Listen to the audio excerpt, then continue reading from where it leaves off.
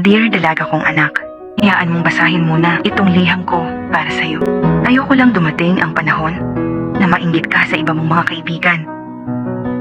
Sila nakapagtapos na, may magandang trabaho, nagagawa ang gusto nilang gawin at nag-e-enjoy sa pagiging single. Ayokong mainggit ka kasi malaki na ang pinagbago nila. Dating gusgusin, ngayon marunong ng manamit at pumorma.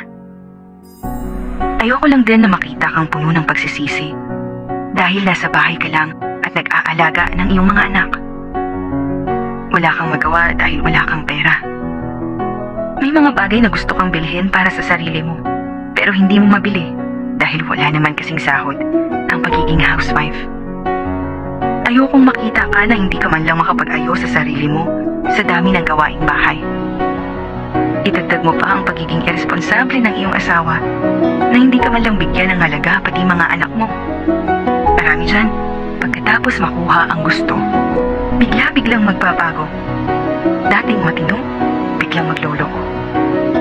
Meron ding hindi na magawang magbago at hindi magawang iwan ng ugaling binata.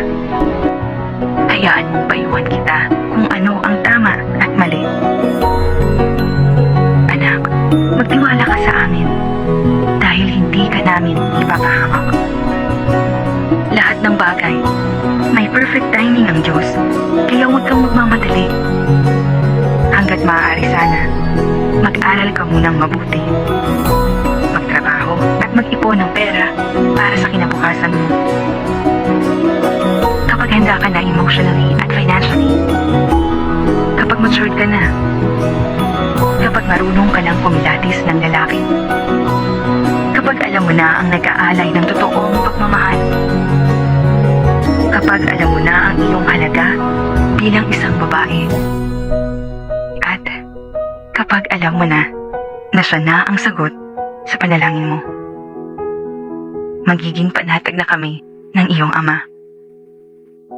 Nagmamahal, Mama.